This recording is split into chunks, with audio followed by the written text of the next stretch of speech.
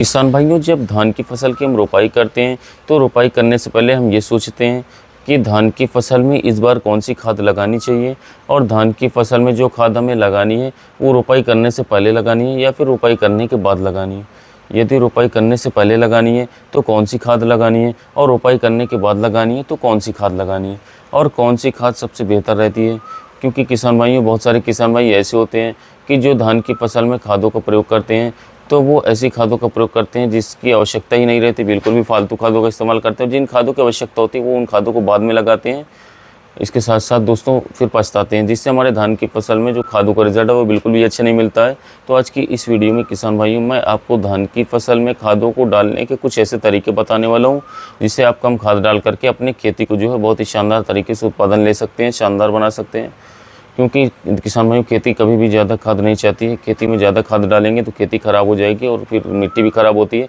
पौधे को अपनी ज़रूरत के अनुसार ही खादों की आवश्यकता होती है। ज़्यादा यदि हम खाद डालते हैं, ज़्यादा फर्टिलाइज़र डालते हैं तो फसल पीली भी पड़ जाती है, कभी कभी ग्रोथ भी रुक जाती है और फसल ख़राब भी हो जाती है।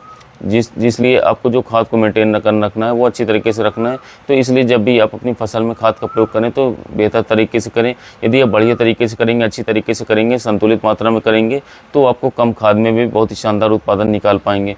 तो किसान भाइयों, मैं आपको इस वीडियो के माध्यम से धान की रोपाई आपको किस प्रकार से करनी है, जुताई आपको किस प्रकार से करनी है, बेसल डोज में कौन सी खाद डालनी है और यदि रोपाई के बाद में आप खाद देना चाहते हैं तो कौन सी खाद डालिए, इन सभी के बारे में संपूर्ण जानकारी दूंगा। तो आप वीडियो को पूरा देखिएगा, अंत तक देखिएगा ताकि आपको सही व सटीक जानकारी प्राप्त हो सके।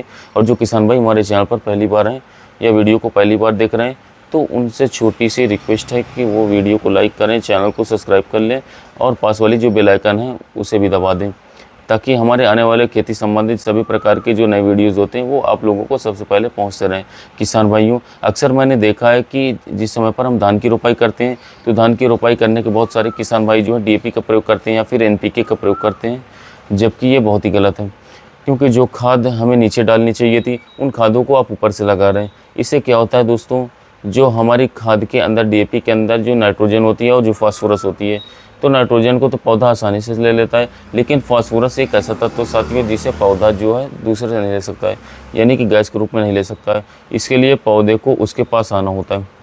यानी कि जो फास्फोरस हम खाद डालते हैं तो पौधे की जो जड़ें होती हैं ये भी उस खाद तक आ जाएंगी तो पौधा ले पाएगा, और जड़ें नहीं पहुँचेंगी तो पौधा नहीं ले पाएगा। अर्थात फास्फोरस एक ऐसी खाद है जिसको लेने के लिए या खाने के लिए पौधे को खुद आने पड़ता है वहाँ तक। यदि आपकी जड़ के पास ये खाद पड़ी है तो पौधे को मिल जाएगी, वरना आपके खेत में वैसे की वैसी पड़ी रहेगी, कोई भी काम की नहीं रहेगी। और जब आप इसे ऊपर से डाल देंगे साथियों तो ऐसे क्या होता है कि पौधा जो हमारा लगभग 1 इंच नीचे उसकी जड़ें पहुंच जाती है, खाद ऊपर रह जाती है, जिससे पौधा जो है हमारा वो नहीं ले पाता है। और बाद में आप देखते हैं कि जो हमने खाद डाली थी अपने खेत के अंदर उसका रिजल्ट नहीं आया और आपको रिजल्ट मिलता भी नहीं है। तो आप वीडियो को पूरा देखें, इसके डालने का मैं बहुत ही अच्छी तरीका आपको बताने वाला हूँ कि आपको कौन सी खाद किस समय पर डालनी चाहिए। तो दोस्तों, सबसे पहले तो खेत की तैयारी की हम बात कर लेते हैं। तो जिस खेत में आपको धान की फसल लगानी है उसकी आपको हैरों से गहरी जुताई करवानी है और अच्छे तरीके से करवानी है। गहरी जुताई करने के बाद किसान भाई उसमें आपको ट्रेलर से एक बार अंदर करवा दें, फिर निकलवा दें ताकि ज़मीन समतल हो जाए, एक बराबर हो जाए अच्छे से। और समतल होने के बाद में किसान भाइयों आप उसमें अच्छी तरीके से पानी भर दें। पानी भरने के बाद किसान भाइयों आपको जो है जो पाटा लगवाना है या फिर जो आप धान उसमें फेरते हैं, रोटर चलाते हैं, उसे आप चलाते हैं अच्छी तरीके से। इसके बाद किसान भाइयों आपको अपने जो धान की फसल है उसके अंदर रोपाई से पहले बेसल डोज डाल दें। अब रोपाई से पहले कौन सी खाद डालनी है आपको, कौन सी बेसल डोज डालनी है, तो रोपाई से पहले जो किसान भाइयों आपको जो बेसल डोज में खाद डालनी है जो सबसे अच्छे काम करती है, जो सबसे बेस्ट रहती है, तो इसके अंदर आपको दोस्तों डीएपी डाल सकते हैं 50 किलोग्राम प्रति एकड़, या फिर एनपीके 12-32-16 डाल सकते हैं 50 किलोग्राम प्रति एकड़, या फिर आप सिंगल सुपर फॉस्फेट डाल सकते हैं 70 किलोग्राम प्रति एकड़, यानी कि सिंगल सुपर फॉस्फेट, या फिर दोस्तों आप एनपीके 10-26-26 भी डाल सकते हैं। दोस्तों इन चारों में से आप कोई सी भी खाद डाल सकते हैं, लेकिन चारों खादें रोपाई से तुरंत पहले डालें और धान लगाने के बाद, यानी कि पाटा लगाते हैं आप उसके बाद में डालनी है और धान की रोपाई करने से पहले डालनी है। दोस्तों इस बीच आपको खाद डालनी है। इनके साथ यदि आप लेना चाहते हैं तो दोस्तों आप रीजेंट अल्ट्रा ले सकते हैं जो कि 0.6% वाली आती है बार कंपनी को, उसे आप 6 किलोग्राम प्रति एकड़ डाल सकते हैं। इसके साथ आप लगभग दोस्तों 20 से 25 किलोग्राम यूरिया भी ऐड कर सकते हैं। दोस्तों ये बहुत ही बेस्ट रहेगा। तो इन चारों में से आप कोई सी भी खाद दे सकते हैं और पाटा लगाने के बाद या फिर दोस्तों तुरंत बाद आपको उसको डालना होगा। इसको डालने से दोस्तों जब आप उसकी रोपाई करेंगे तो ये ज़मीन में अच्छे से मिल जाएगी और आपकी जड़ों के नीचे भी दब जाएगी। जिस समय पर हम रोपाई करते हैं उस समय पर हमारे अंगूठे के नीचे जो जड़ आते जाए तो दोस्तों और अंदर नीचे दाने चले जाते हैं। इससे ये पौधे को ये खादें भरपूर मात्रा में मिल जाएंगी। तो दोस्तों किसान भाइयों, धान की फसल की रोपाई करते समय खादों से अच्छे रिजल्ट लेने के लिए इन खादों को तो आप इस प्रकार से डाल सकते हैं साथियों। और यदि आप इन खादों को नहीं डालना चाहते हैं, इनसे दूसरी खादें डालना चाहते हैं, तो आपको रोपाई के बाद में डाल सकते हैं। दोस्तों रोपाई के बाद में आपको कौन कौन सी खादें डालनी है और किस तरीके से डालनी है साथियों, तो जब आप अपने धान की रोपाई कर दें, रोपाई करने के तुरंत बाद आपको मार्केट से किसान भाइयों लेकर के आना है 25 से 30 किलोग्राम प्रति एकड़ के हिसाब से दोस्तों नाइट्रोजन यूरिया लेकर के आना है। और इसके साथ में किसान भाइयों आपको जो है खरपतवार नाशक ऐड कर लेना है। यदि आपकी फसल में खरपतवार होते हैं तो आप इसे ऐड कर सकते हैं, यदि नहीं होते हैं तो नहीं ऐड करना है।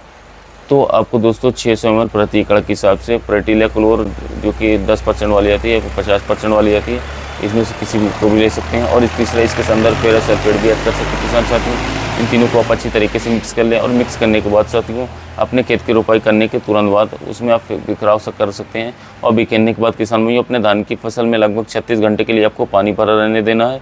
यदि आपको पानी जो भरना है दोस्तों वो अच्छी तरीके से 36 घंटे तक आपकी धान की फसल में रोका रहना चाहिए। यदि पानी नहीं रुकता है तो आप उसे दोबारा भर सकते हैं। तो इस प्रकार से आप धान की रोपाई करने के बाद दोस्तों इन खादों को डाल सकते हैं। और यदि किसान भाइयों आप अपनी धान की फसल में NPK, DAP या फिर 10-26-26 या फिर SSP का प्रयोग करना चाहते हैं रोपाई के बाद, तो आपको क्या करना है किसान भाइयों, इसमें आपको दोस्तों 30 किलोग्राम प्रति एकड़ के हिसाब से यूरिया ऐड कर लेना है। और दूसरा इसमें साथियों आपको DAP या फिर NPK 12-32-16 या फिर NPK 10-26-26 या फिर SSP, इन चारों में से कोई सा भी आपको ले लेना है। और इसकी डोज आपको 50 किलोग्राम प्रति एकड़ लेनी है दोस्तों। तो इस तीसरा इसमें खरपतवार नाशक मिला सकते हैं दोस्तों, जो कि प्रेटिला क्लोर आती है 50% वाली या फिर EW वाली जो आती है उसका इस्तेमाल कर सकते हैं, ये भी आपको आवश्यकता है। और चौथा किसान भाइयों आपको इसमें कीटनाशक भी लेना है, क्योंकि जिस समय पर हम धान की रोपाई करते हैं तो दोस्तों जड़ों वाले जो कीट होते हैं, दीमक वगैरह होते हैं, वो बहुत ज़्यादा लगते हैं। तो आप इसमें दोस्तों या तो कार्टाप ले लें या फिर दोस्तों फिप्रोन ले लें या फिर दोस्तों वर्टागो ले लें सिंजेंटा का या फिर फर्टीला ले लें FMC का। सभी को डोज आप 6 से 7 किलोग्राम प्रति एकड़ लेना होगा। और ये सभी खाद में से कोई सी भी एक खाद लेनी है। और लेने के बाद में अच्छी तरीके से मिक्स करने के बाद किसान भाइयों अपने धान की रोपाई करने के 24 घंटे के अंदर अंदर, जैसे नहीं अपने आज रोपाई करी तो उसके 24 घंटे के अंदर ये खादें आपको डालनी है। इन्हें आप अच्छी तरीके से बिखेर दें और बिखेरने के बाद किसान भाइयों अपनी जो धान की फसल है उसमें पानी भर दें। और पानी वही आपको 36 घंटे तक रोकना है साथियों, ताकि जो खरपतवार हो अच्छी तरीके से गल जाए और अपनी धान की फसल है उसके अंदर अच्छे से फुटा होने लगे। किसान भाइयों इसके अंदर आपको जिंक बिल्कुल भी ऐड नहीं करनी, क्योंकि यदि आप दोस्तों NPK 12-32-16 या फिर NPK जो आप दूसरा ले रहे हैं या फिर DAP ले रहे हैं तो उसके साथ जिंक आपको बिल्कुल प्रयोग नहीं करना है। जिंक आपको दोस्तों जो डालनी है वो अपने धान की फसल में लगभग 12 से 13 दिन के गैपिंग पर डालनी है, इससे पहले बिल्कुल भी नहीं डालनी है। दोस्तों आपको 10 से 12 दिन तक अपनी फसल में अच्छी तरीके से पानी भर करके रखना है, ताकि आपको जो फसल है वो उसका फुटाव जल्दी से कल अधिक उसके अंदर निकल सके। तो इस प्रकार से किसान भाइयों आप अपनी धान की फसल में खाद का प्रयोग कर सकते हैं।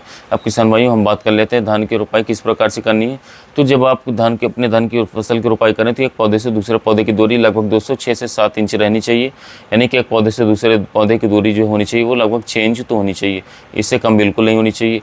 तो इस प्रकार से किसान भाइयों आप अपने धान की फसल की रोपाई करने से पहले खेत की तैयारी कर सकते हैं और धान की फसल में बेसल डोज लगा सकते हैं। रोपाई करने के बाद किसान भाइयों आप अपने धान की फसल से बढ़िया कर ले, बढ़िया फुटाओ और साथ साथ में बहुत ही शानदार उत्पादन ले सकते हैं दोस्तों।